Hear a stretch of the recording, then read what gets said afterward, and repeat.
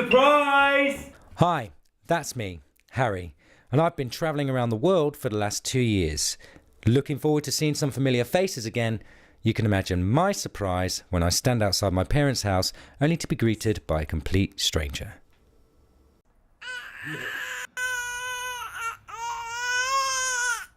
Now I've got a problem. Well, you've done it now, pal. No, look, sorry. You don't understand, it's messed up, but I used to live here. Well, you don't now, do you, son? So do one before I stick this where the sun don't shine. No, look, I really am very sorry to have woken your baby, but I've been away for a while, and when I left, this is where my parents live, so if you could just get me a forwarding address, I'll be on my way. After explaining my predicament to him, I eventually managed to talk him round, but the information I needed came at a price. Well, if I scratch your back, you know what that means, don't you? I'd have to wash my back. Sorry? What can I do to help?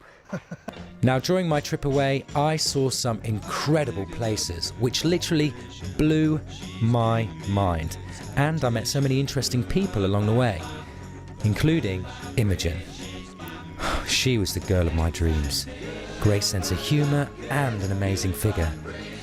The only problem that arose was that Imogen was in fact christened Brian, which was just too big to get over.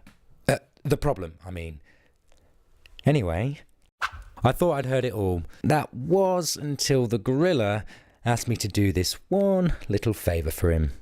It's just an address. Is this really absolutely necessary? Well, you've given me some crap to sort out, so it's only fair you do the same to me. But I've never even changed the baby before. You and me both, pal, but I'm not standing here crying about it, am I? Now, chop, let's not hang about, and I'll go and find that address for you. What's your name again? Harry Phillips. Well, unfortunately, there's been a mix-up with your luggage. Your bags didn't actually make it onto the flight and are still in Bangkok. Great Britain. What's so damn great about it? 2 long, blissful years I've been away from this lousy service. Extortionate prices and never-ending queues. And after travelling around the globe on a shoestring and appreciating the little things in life, I just pray I don't slip back into the same regime of tedium, regain that hunger for money, and indulge in dull, monotonous conversations about the weather. I think we've had an excellent summer in every respect this year. It's disappointing. Quite cloudy. Well, it's British weather. We call it British weather.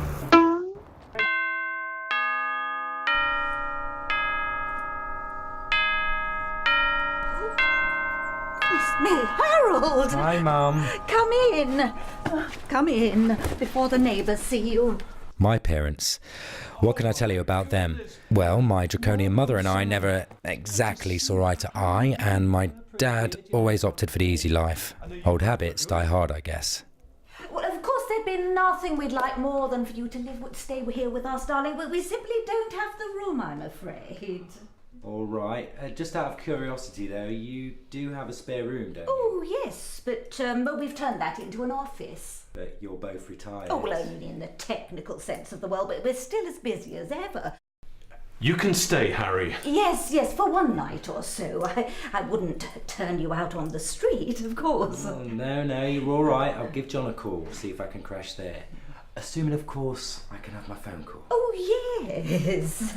Oh, and then maybe you'd like to hear about my trip. Oh, yes, that would be great. We're both looking forward to it, aren't we, Fiona? Yes. So just don't be too long on the phone. I'm expecting an important call from Hilary about the fundraising event on Saturday.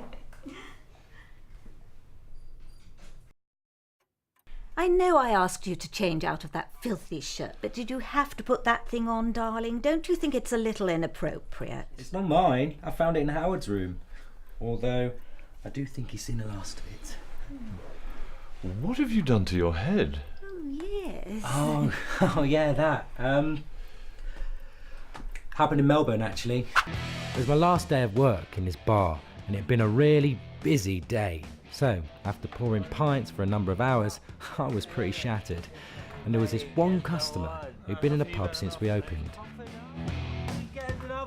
By the end of his session, he insisted on being loud and obnoxious to all the staff. He then fell into a group of girls and propositioned each one of them in turn. Who's the fitty? no, I've got big down under. It's all right. Great! I decided I had no choice but to ask him to leave. He obviously took umbrage to this. He started to get violent. As for you. He was pretty big too. I took a blow to the head in the scuffle. But finally, I managed to throw him out, leaving him in the gutter, where he belonged.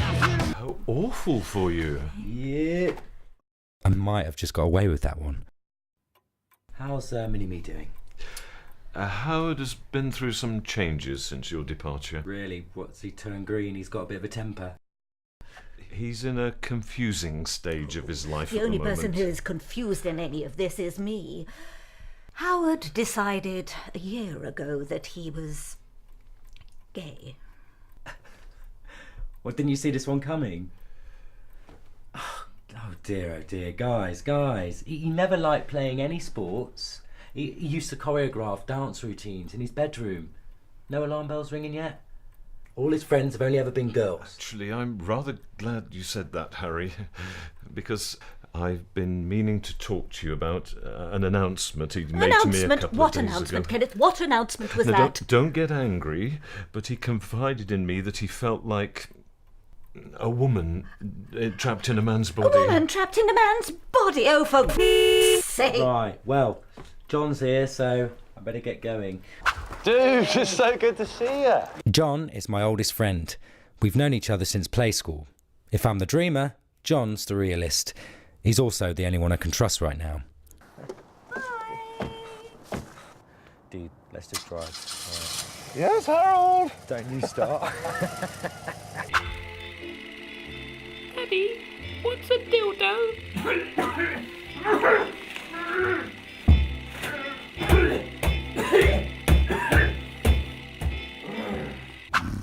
Now John's got a new housemate who goes by the name of Cod. You'll meet him a bit later. This just means that yours truly has to kip on the sofa, which, trust me, is a luxury compared to some of the holes I've slept in. Wakey, wakey, rise and shite. Get your coat on. What? Why? Where are we going? You're not going anywhere. I'm going to work. So turn the heating off. He sold out the Apollo last week. Comedy genius. So, any ideas of what you're going to do to look for a job today, then?